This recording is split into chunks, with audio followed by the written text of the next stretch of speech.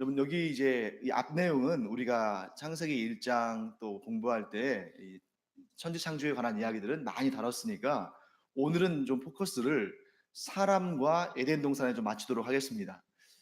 자, 여기 보시면 7절 말씀에 여호와 하나님이 땅의 흙으로 사람을 지으시고 생기를 그 코에 불어넣으시니 사람이 생명이 되니라라고 되어 있는데요. 우리말 성경에는, 즉 이 개역 개정판 성경에는 하나님이 생기를 불어넣어서 그 사람이 이제 뭐가 됐어요? 생명이 되었다라고 되어 있는데, 굉장히 문학적으로는 아주 잘된 번역입니다. 왜 문학적으로 잘 됐냐면, 우리 사람이 어떤 시적인 표현이랄지 이런 문학적인 표현을 볼 때 이 어떤 어, 감성적으로 접근할 때 이런 표현들은 굉장히 유익하죠. 뭐냐면 둘을 맞췄잖아요. 생기, 생령 이렇게 해서 앞 글자를 생으로 맞췄기 때문에 굉장히 시적이고 또 와닿고 또 재미도 있고 또 이렇게 우리에게 감동도 줍니다. 그런데 한 가지 아쉬운 점은 뭐냐면 성경 원본에는 오류가 없지만 번역에는 오류가 있을 수 있고, 그렇기 때문에 번역이 항상 그 번역 그대로 있는 것이 아니라 학자들이 연구해서 그 원문에 어떻게 하면 더 가까운 의미를 가질까 늘 연구하거든요. 그래서 이 번역에는 번역자들의 실수나 오류가 있을 수 있기 때문에 그것들을 교정하고 수정합니다. 저는 이 부분도 약간 그럴 가능성이 뭐 있을 수 있다고 생각이 드는데요. 왜 그러냐면 하나님께서 생기를 불어넣으셨다 했을 때 이 생기는 이 구약이 기록되어 있는 히브리어로는 니시맛 하임이라는 단어입니다. 니시맛 하임. 여러분들이 이 단어까지 외우실 필요는 없는데 그 중요한 것은 그 단어가 무슨 뜻이냐 하는 거죠. 이 니시맛 하임이라는 단어는 어떤 뜻이냐면 생명의 호흡이라는 뜻이에요.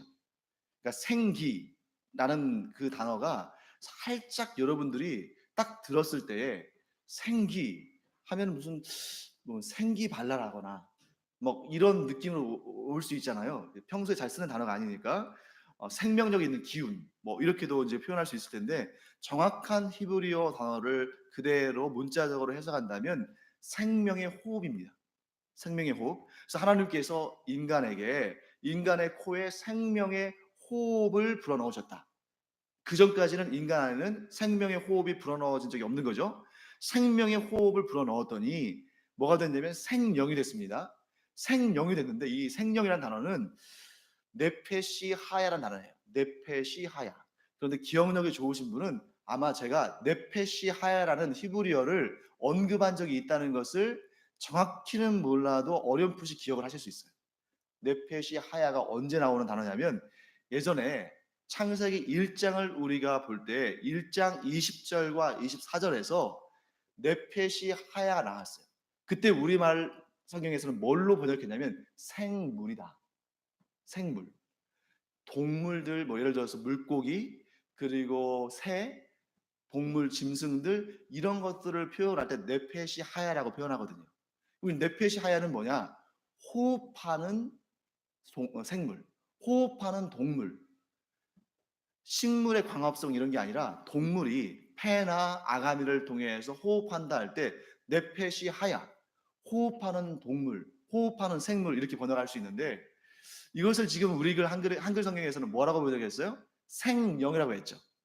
그러니까 생기, 생령 이러니까 은혜가 되고 참 뭔가 시적인데 성경 원문에 비해서는 조금 더 신령한 의미, 조금 더 영적인 의미.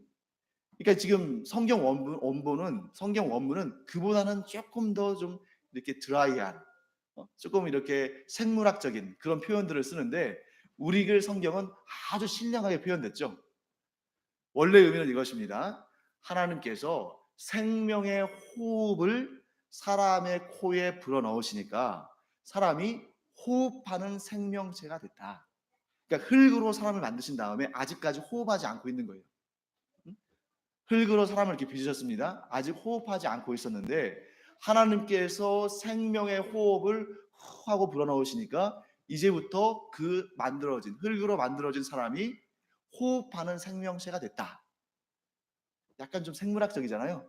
그런데 이제 생기와 생명으로 이제 번역을 하면 조금 더 좀 영적인 그러한 단어로 좀 보일 수가 있는데, 이 여기에 나오는 생명이라는 단어하고 창세기 1장 20절과 24절에 나오는 생물이라는 단어하고 원어가 같습니다. 그런 부분들을 우리가 조금 알아두면 좋을 것 같고요.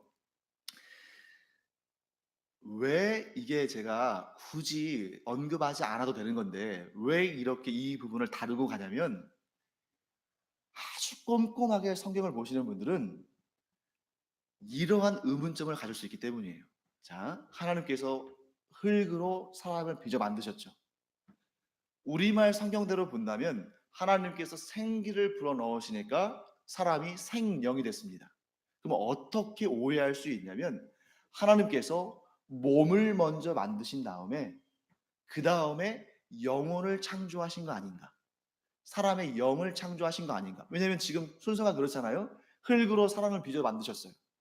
그런데 그때에 하나님께서 생기를 불어넣으셨더니 생명이 됐다. 생명하면은 살아있는 영, 이렇게 우리에게 좀 해석될 여지가 있잖아요. 그러면 하나님께서 먼저 몸을 만드신 다음에 그 다음에 영혼을 만드셔서 주입하셨구나. 이제 신학자들은 이런 것까지 이제 논의를 하거든요. 그런데 굳이 따지자면 몸과 영혼 가운데 뭐 동시에 만들어주실 수도 있습니다만, 굳이 그 시차를 두고 판단한다면 몸과 영혼 가운데 어느 것을 먼저 만드셨을까요? 어느 것을 먼저 만드셨을까요? 여기에 대해서는 뭐 여러 가지 견해들이 있을 수 있겠지만, 보통은 영혼을 먼저 창조하셨을 것을 생각합니다. 그래서 우리 창세기 1장을 잠깐 보시면, 거기에 지난번에도 제가 한번 잠깐 설명을 드렸었죠. 1장 1절에 태초에 하나님이 천지를 창조하시니라 라고 했을 때, 예전에는 이 1절을 창세기의 이 천지 창조의 제목으로 파악하는 경우가 많았는데, 최근에는 이것을 제목으로 파악한다기보다는 창조의 원초적인 행위로, 하나님의 행위로 보아서 천은 영의 세계를, 지는 물질의 세계를 만드신 걸로 보고, 그래서 일단 기본적인 인프라죠. 기본적인 물질 세계를 만드신 다음에 빛을 창조하시면서부터 질서를 부여하신. 그래서 첫째 날부터 여섯째 날까지 창조 과정 가운데 물을 창조하셨다는 말씀도 없고 땅을 창조하셨다는 말씀도 없는데, 그 말씀들을 보면 어떻습니까? 물이 한 곳으로 모여서 바다가 되고 또 땅이 드러나서 묻이 되고 이런 내용들이 나오는데, 그래서 기본적인 구조물들을 하나님께서 만들어 놓으시고 빛을 창조하시면서부터 이렇게 질서를 부여하셨다라는 그런 분이 있었고, 이것은 최근의 우주 창조에 대한, 우주의 그 발생에 대한 그런 어떤 과학적인 이론인 빅뱅과도 상당히 관련이 있다. 빅뱅이라는 것은 뭡니까? 어떤 거대한 폭발을 통해서 빛이 드러나고 그로 말미암아 우주가 형성됐다는 건데, 그 과학자들 설명하지 못하는 부분들이 그거였죠. 그것이 엄청난 충돌과 엄청난 파괴력이 있으려면 어떤 질량을 가진 물질들의 충돌이 있어야 되는데, 그 얘기는 뭘 의미하는 거예요? 빅뱅이라는 최초의 폭발 이전의 물질의 존재를 전제하는 거죠. 그래서 그것이 이제 창세기 1장에 나오는 1절에 나오는 1장 1절에 나오는 이 내용이다라고 이제 해석이 된다면, 2절 말씀 보실까요? 땅이 혼돈하고 공허하며 흑암이 깊음 위에 있고 하나님의 영은 수면 위에 운행하시니라. 자, 1절에서 천지가 언급되어 있는데, 즉 영의 세계와 육의 세계가 언급되어 있는데 2절에 와서는 땅만 나오죠. 그것도 혼돈하고 공허한 것의 대상으로 땅만 나옵니다. 그 얘기는 역으로 보면 천은, 영의 세계는 혼돈하고 무질서하고 공허하지 않았다는 것을 간접적으로 증거하죠.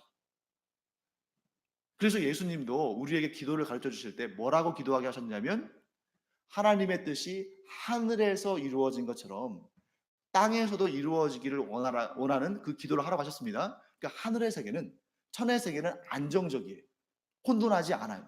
이미 질서가 잡혀 있습니다. 단 그 천사들의 무리 가운데에 타락한 귀신, 그러니까 사탄, 뭐 마귀, 귀신, 이런 존재들만 쫓겨난 거지, 하늘로부터 쫓겨난 것이지 그 자체는 온전한 거예요. 요한계시록에서도 보면 아시죠? 이 사도 요한이 천상으로 올려져 갔는데 그곳에서는 이미 24장로들과 천사들과 내 생물이 하나님께 기쁨과 감사의 온전한 찬양으로 예배드리고 있잖아요. 하늘은 온전한 겁니다. 땅은 지금 공허하고 혼돈해요. 그런데 그 공허하고 혼돈한 땅에 하나님께서 빛을 창조하시면서 질서의 그 어떤 조화를 이루게 하셨습니다. 그래서 이 부분은 제가 단정할 수는 없지만 보통 이렇게 이해하는 것이 좋겠다. 이게 뭐냐면 인간을 창조하실 때에는 영혼을 먼저 창조하시고 그 이후에 육신, 즉 물질적인 육신을 창조하셨다라고 보는 것이 보다 타당하겠다 하는 그런 생각을 갖게 됩니다. 자, 이제 이 부분은 뭐 이제 추론하는 거니까요. 이렇게 좀 지나가도록 하고요. 어, 그 다음에 에덴 동산에 대해서 좀 오늘의 주제가 주로 에덴 동산에 모여 있으니까요. 에덴 동산에 대해서 좀 살펴볼 텐데요. 좀 또 제가 이렇게 잘하는 제 취미 중에 하나가 여러분들에게 질문을 드려서 여러분들을 당황하게 하는 거죠. 어, 에덴 동산을 얘기하기 전에 기독교가 다른 종교들과 비교했을 때에 갖는 특징적인 차이를 한번 생각해 보세요. 기독교가 다른 종교와 차이 나는 거. 여러 가지가 있겠죠. 신관도 차이가 나고 인간에 대한 관점도 차이가 나겠죠. 그런데 오늘 제가 여러분들과 나누고자 하는 기독교의 특별함, 다른 종교와 비교했을 때 기독교의 특별함은 뭐냐면 저는 이렇게 생각합니다. 역사성이에요. 역사성. 역사 가운데 실제 일어난 일들을 주로 하나님께서 성경에 담으시고 그것을 통해서 하나님을 알게 하셔요. 예를 들어 보겠습니다. 여러분 이런 생각 안 해보셨어요? 천사하고 사탄에 대해서 조금 더 알고 싶은데 왜 성경에는 천사들에 대해서 자세히 설명하지 않으실까? 예를 들면 지금 방금 전에 제가 짧은 한두 절 가지고 막 영혼의 존재에 대해서 천사의 존재에 대해서 천상의 세계에 대해서 막 추론하면서 설명드렸잖아요. 근데 만일 성경에서 막 20장, 30장, 100장에 걸쳐서 천상의 세계에 대해서 설명이 돼 있고 천사에 대해서 설명되어 있고 사탄이 어떤 계기로 타락했는지에 대해서 설명되어 있고 이렇게 뭐 잘 설명되어 있다면 너무나 재미도 있고 유익하고 잘 배울 수 있지 않겠습니까? 또 지난 시간에 제가 낮에 몇 주에 걸쳐서 삼위일체 하면서 땀을 뻘뻘 흘리면서 했잖아요. 왜? 자세히 설명되어 있지 않으니까. 그러니까 하나님께서 삼위 성부와 성자와 성령 하나님에 대해서 막 자세히 소상하게 기록해 주셨으면 쉽게 알 텐데.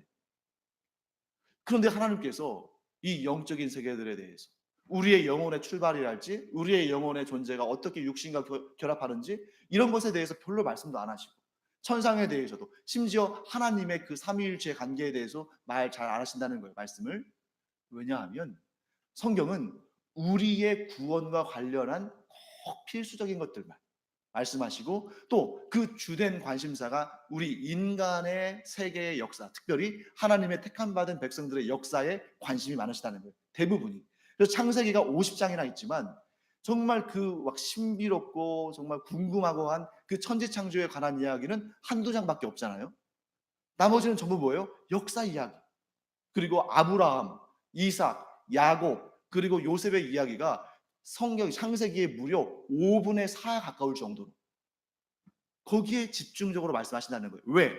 하나님께서 이 성경을 통해서 보여주시는 하나님의 주된 관심사는 우리 인간들의 패역한 죄와 그 죄로부터 인간을 구원하시는 하나님의 구원 역사에 관심이 많으신 거예요. 반면에 여러분들 잘 아시죠? 그리스 로마 신화 있잖아요. 그리스 신화. 그리스 신화를 한번 보세요. 그 그리스 신화가 그리스의 종교가 된 거 아닙니까? 전부 무슨 얘기예요? 신들의 이야기. 제우스가 뭐 하데스 그 지옥의 신 하데스와 뭐 싸운 이야기. 자기들끼리 싸우고 자기들끼리 사랑하고 자기들끼리 미워하고 자기들끼리 또 뭐 화해하고 전부 그런 얘기 아닌가요? 신들의 이야기를 주로 다뤄요. 대부분의 종교들이. 아니면 이 동양의 종교들을 보게 되면 유교나 도교나 이런 걸 보세요. 그러면 인, 또 뭐 의, 지 이런 식으로 어떤 개념들, 그렇죠? 어떤 개념들, 추상적인 개념들, 아니면 뭐 우상을 섬기는 거, 또 실체 없는 귀신을 섬기는 거. 주로 모든 종교가 그런 쪽입니다. 반면에 기독교는 어때요? 이 역사의 이야기들을 통해서 하나님이 스스로를 계시하시는 거예요. 지금 역사가 아닌 것이 어디 있습니까? 창세기, 출애굽기, 여호수아, 사사기, 열왕기, 역대기, 또 신약에 와서는 예수님의 복음서, 사도행전 전부 역사에 기반해서 우리가 살고 있는 이 세상의 역사에 기반해서 하나님의 말씀을 풀어가시는 거예요. 그래서 기독교의 중요한 특징은 뭐라고요? 역사성이다. 이 땅에 있는 실질적으로 존재했던 역사를 통해서 하나님이 당신을 드러내신다. 그 구원 역사를 이루시고 앞으로도 역사를 통해서 하나님의 구원 역사가 이루어질 것이다. 이게 우리의 상상 속의 세계가 아니고 우리의 관념 속의 그런 어떤 의미들이 아니라 우리가 실제로 살고 있는 이 땅의 역사를 통해서 하나님은 일하신다. 그래서 예수님께서 천상의 성자 하나님께서 이 땅의 역사 가운데 우리와 똑같은 인간의 몸으로 오셔서 그 역사를 친히 경험하시고 우리의 연약함을 경험하시고 우리를 위해서 역사 가운데에서 십자가에 달려 죽으시고 역사 속에서 부활하시고 장차 역사 가운데 재림하실 줄 믿습니다. 그러므로 기독교는 어떤 종교예요? 역사의 종교다 하는 것을 우리가 알아야 됩니다. 왜 제가 이렇게 길게 장황하게 여러분들에게 설명을 했을까요? 딱 이 한 말씀 드리기 위한 거죠. 에덴 동산은 상상 속의 산물이 아니고 이 세상의 역사 가운데 존재했던 실질적인 장소라는 거예요. 근데 많은 사람들이 에덴 동산 하면 어떤 이미지를 갖냐면 파라다이스, 이상적인 저 너머에 있는 어떤 세계, 유토피아, 천국의 모형 이런 식으로 생각하면서 에덴 동산이 설마 우리가 살고 있는 이 지구상에 존재했을까? 저 너머 현실 넘어 어떤 곳에 있었던 거 아닌가? 이렇게 생각을 하는데 잘못이죠. 왜? 아담과 하와가 선악과를 따먹은 다음에 하나님께서 그들을 에덴 동산 밖으로 쫓아내셨잖아요. 그러면 거기에서 저기 우주 어떤 공간에서 UFO를 타고 내려온 게 아니에요. 바로 길 건너면 바로 몇 발짝 걸어가면 에덴 동산 바뀐 것입니다. 그렇기 때문에 에덴 동산은 실질적으로 역사상 존재했던 곳이고 그곳이 이제 죄로 말미암아 어딘지 모르게 사라진 것이 아니라 묻혀지고 사람들의 눈에서 보이지 않는 그러한 황무지처럼 됐을 가능성이 크다는 거예요. 그래서 그것이 에덴 동산이 실제적으로 존재했던 땅이라는 것을 설명하기 위해서 지금 강 4개의 강 이야기를 하고 있는 겁니다. 그 4개의 강들 중에서 2개는 이제 지금 어떤 곳인지를 잘 몰라요. 그 강의 이름이. 근데 나머지 2개는 지금도 존재하기 때문에 대략적으로 그 위치를 확인할 수 있습니다. 그래서 우리가 잘 알고 있는 유프라테스 강이 나오죠. 그런데 이제 성경이 고어체로 되어 있으니까 유프라테스라고 써 있지 않고 뭐라고 되어 있습니까? 유브라데. 이 유브라데가 지금도 중동 지역에 있는 유프라테스 강이에요. 자, 그러면 여러분들이 이제 학교 다니시면서 지리 같은 것도 공부하셨을 테니까 유프라테스 강이 나오면 반드시 뭐가 따라 나옵니까? 티그리스 강이 나오죠. 티그리스 강. 그럼 티그리스 강이 어디 있냐? 여기 나오는 히데겔이라는 강의 이름이 티그리스 강의 고어예요. 옛날 이름이에요. 그러니까 히데겔과 유브라데는 오늘날 뭐예요? 고대 메소포타미아 문명의 2개의 그 근원을 이룬 그런 젖줄기와 같은 강이죠. 티그리스 강과 유프라테스 강. 그렇기 때문에 이것을 추적해 보잖아요. 이 강들을 추적하고 이렇게 살펴보면 오늘날 대략적으로 에덴 동산의 위치를 확인할 수 있습니다. 그래서 어디냐면 터키의 한 지역일 거라고 여겨요. 그러니까 터키는 굉장히 재밌는 곳이죠. 왜냐하면 에덴 동산도 그 땅 어디쯤인가 있었고 또 아브라함도 그 땅 어디쯤인가에 살다가 가나안 땅으로 넘어왔고 또 뭐가 있어요? 사도 바울이 그곳에서 사역을 했고 또 사도 요한이 요한계시록에 나오는 그 마지막 때에 주님의 재림의 때에 새하늘과 새 땅의 환상을 본 것도 그 터키 땅이라는 거죠. 그래서 오늘날도 기독교 성지순례 할 때 터키 땅을 많이 가는 이유가 바로 여기에 있습니다. 자, 그다음에 또 재밌는 사실 하나 볼까요?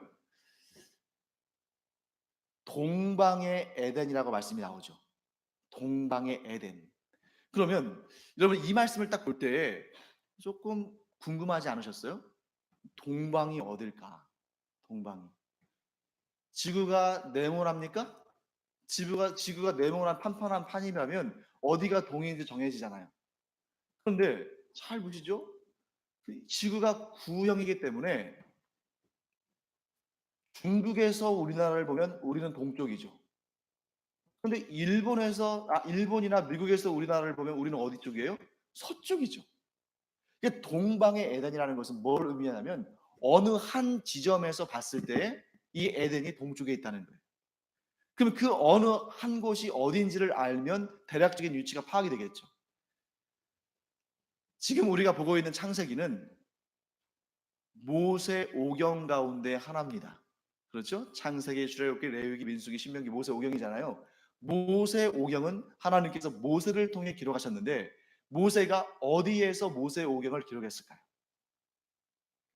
자, 거기에 대해서는 정확히 모세가 모세 오경을 어디서 기록했다는 얘기가 안 나오기 때문에 그것도 이제 우리가 성경의 여러 부분들을 통해서 추론해야 되는데 모세가 하나님께 십계명이라는 그 대표적인 언약을 받은 곳이 어떤 산이죠? 시내 산이에요. 그런데 십계명을 받으러 가서 하나님께서는 능력의 하나님이시기 때문에 그 언약의 두 돌판에 그냥 순식간에 그 십계명을 기록해서 얼마든지 줄 수 있잖아요. 그런데 모세가 거기에서 40일 동안이나 있습니다. 여러분 그거 한번 궁금하지 않으셨어요? 모세가 직접 정을 들고 그 돌판에다가 십계명을 새긴다면 뭐 40일 아니라 50일도 걸리겠지만 그 돌판에다가 십계명을 새긴 분은 모세가 아니고 누구예요? 하나님이시잖아요. 하나님께서 그렇게 돌판에다 뭐 글을 새기시는데 시간이 많이 걸리실 분이 아니에요. 순식간에 하실 수 있잖아요. 그런데 왜 모세를 40일 동안이나 시내산에 있게 했을까요? 거기에 대해서는 우리가 이렇게 볼 수 있습니다. 모세가 나중에 시내산을 내려올 때 언약의 두 돌판만 가지고 온 게 아니에요. 무엇도? 책도 가지고 내려왔습니다. 그래서 우리는 그 40일 동안 모세가 하나님의 계시의 말씀들을 때로는 환상을 통해서 때로는 말씀을 통해서 아마도 천지창조랄지 이 원역사 뭐 에덴 동산이랄지 인간의 최초의 범죄랄지 이런 것들에 대해서 모세가 자기 스스로 그걸 어떻게 다 알겠어요? 하나님께서 보여주시고 들려주신 것을 기록하여 내려온 것이죠. 그래서 모세오경은 시내산에서 기록될 가능성이 굉장히 큽니다. 그래서 시내산으로부터 동쪽에 있는 지역, 그런 지역들을 종합해서 볼 때 오늘날 이제 터키 지역의 가능성이 크다라고 이제 보게 되는 것이죠. 여기에서 우리가 주의해야 할 게 하나 있습니다.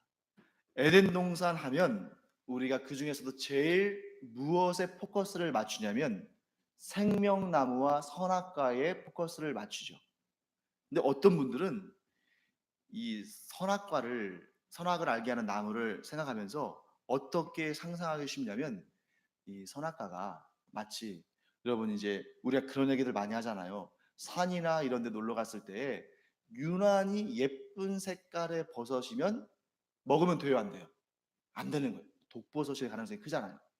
그리고 곤충들도 유난히 예쁘고 화려한 색깔의 곤충들이 독을 품고 있을 가능성이 크죠.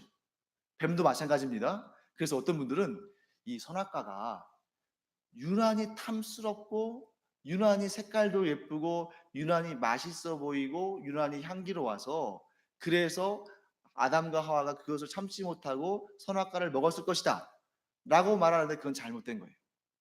그러면 그것은 사탄의 죄의 면죄부를 주는 겁니다. 그럼 죄가 어디로 가는 거예요? 선악과 자체한테 가는 거잖아요. 그런데 성경 어디를 봐도 이 선악과가 특이하게 생겨서 그래서 아담과 하와가 그 유혹을 이기지 못해서 먹었다는 내용이 아니에요. 안 나와요. 어떻게 된 겁니까? 사탄이 시험을 하자. 그 선악과가 먹음직도 하고 보암직하게 보였지 그 이전에는 아담과 하와가 다른 나무들이나 다른 열매들에 비해서 더 특별히 관심을 두었다는 이야기가 등장하지 않아요.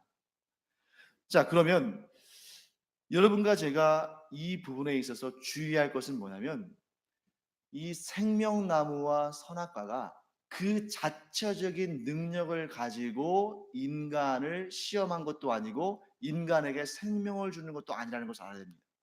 그러니까 선악과가 그 자체적인 어떤 능력 때문에 인간을 파멸의 길로 인도하거나 인간에게 어떤 지혜를 주거나 하는 것도 아니고 생명나무가 그 자체적인 능력으로 말미암아 인간에게 영원한 생명을 주는 것도 아니에요.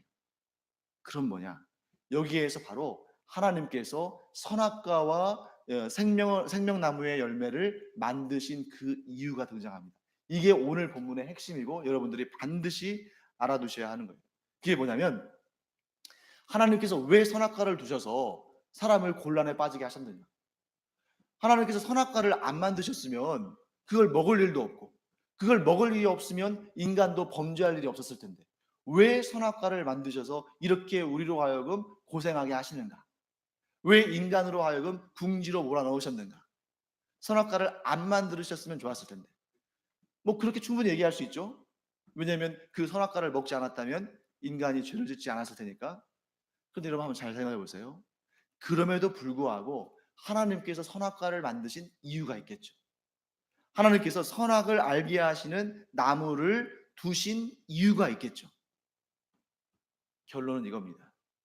하나님께서 선악을 알게 하는 나무와 생명나무를 만드신 이유는, 또 하나님께서 선악을 알게 하는 나무를 만드시고 그 실과를 먹지 못하게 하신 이유는 하나님과 인간 사이에 차이가 있음을, 하나님과 인간 사이에 구별을 두시기 위한 거예요.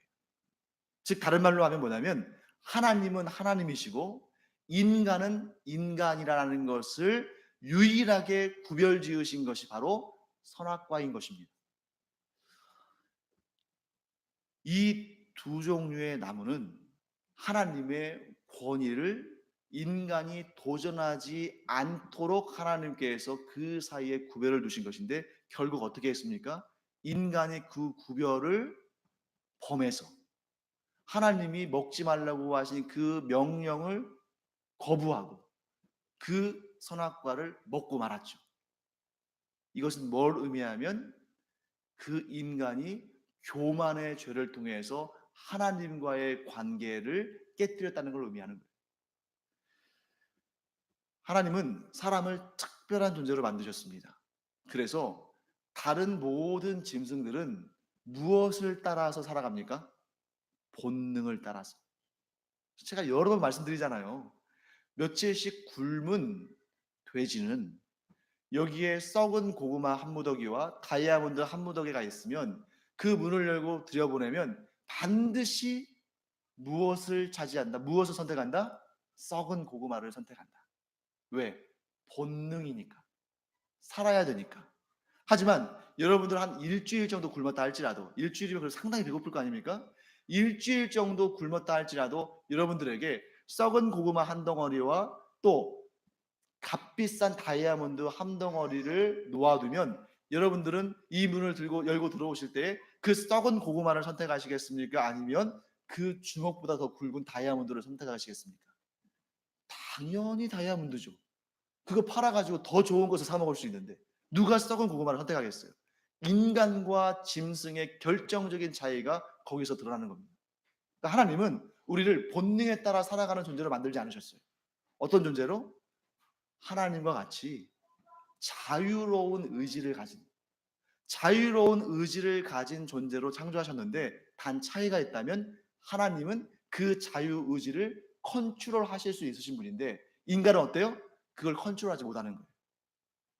그래서 이 컨트롤하지 못하는 그 자유 의지를 가지고 선악과를 먹었는데 그나마 생명나무의 과실까지 먹어서 영생하게 되면 완전히 괴물 같은 존재가 영원히 존재해야 되는 거잖아요.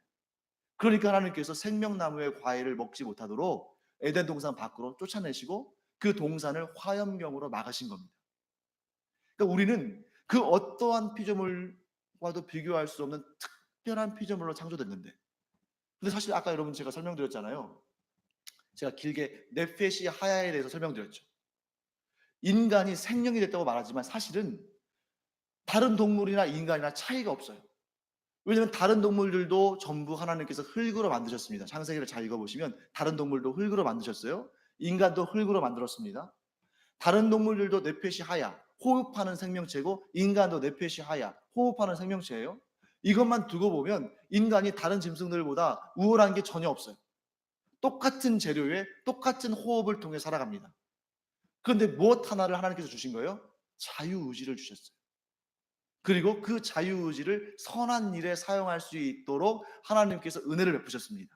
그런데 결국에는 선악을 알게 하는 나무의 그 실과를 먹으면 반드시 죽으리라는 그러한 경고까지 주셨음에도 불구하고 결국에는 사탄의 시험에 빠져서 그것을 먹었죠.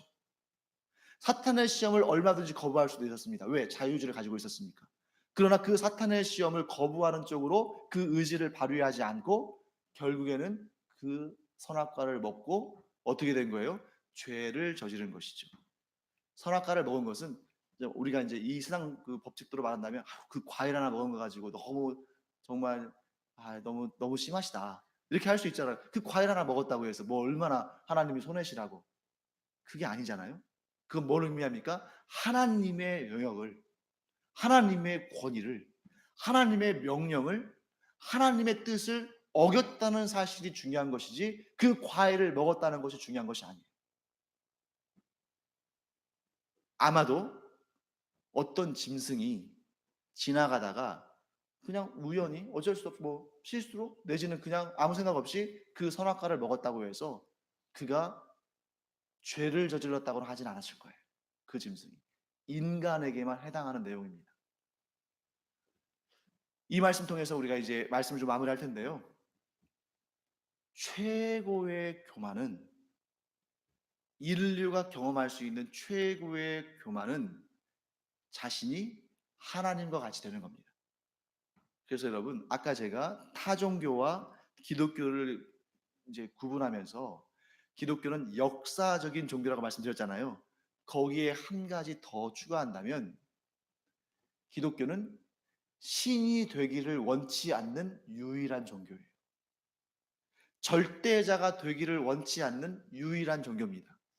대부분의 종교가 마음만 먹으면 신이 되고 싶어 해요. 신적인 존재가 되고 싶어 하고 모든 권세와 절대적인 능력을 갖고 싶어 합니다. 그런데 우리는 어떤 경우에도 우리가 이제 부활해서 천국에서 영생을 누리는 존재가 된다 할지라도 그때조차도 우리는 결코 하나님이 되는 것이 아니에요. 우리는 영원토록 절대자이신 하나님을 경배하고 찬양하고 예배하고 섬기는 존재들이지 우리가 이제 나중에 모든 그리스도의 모든 심판이 끝나고 영원한 세계가 열렸을 때 그때 우리가 신이 되는 것이 아닙니다. 절대자가 되는 것이 아니에요. 그런 의미에서 볼 때는 우리는 이 땅에서 이미 천국을 경험하고 있는 겁니다. 왜? 우리가 나중에 천국에 올라가나 아니면 이 땅에 있으나 우리는 동일하게 성삼위일체 하나님을 경배하고 섬기고 사랑하고 수종드는 자예요. 그러니까 우리가 이곳에서 예배의 감격을 가지고 있다면 천국에서의 그 감격이나 이곳에서의 감격이나 차이가 뭐겠어요? 단 하나의 차이가 있다면 천상에서의 예배는 더 하나님을 자세히 알고 하나님을 직접 배우고 예배를 드리는 거니까 더 좋겠지만 어쨌든 우리가 누구를 향해 예배를 드리는지 또 우리가 어떤 마음으로 예배를 드리는지 그것은 천상이나 지상이나 차이가 없다는 겁니다.